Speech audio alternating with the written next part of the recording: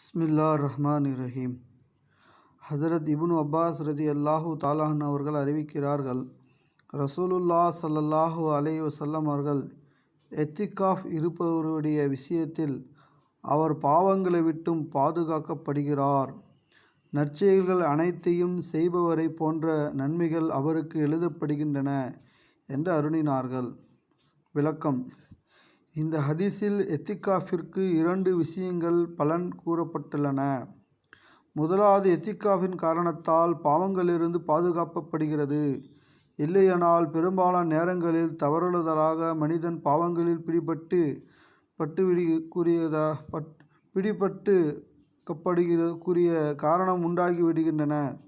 இம்மாதிரியான பரக்கத்துக்குரிய காலத்தில் பாவங்கள் நிகழ்ந்துவிடுவது எவ்வளவு பெரிய அநீதி ஆகும்.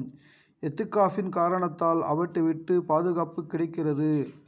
அல்லாஹ் எதை படித்துமோ எதை கேட்டுமோ அமல் செய்ய நல்ல உதவி புரிவானாக. ஆமீன்.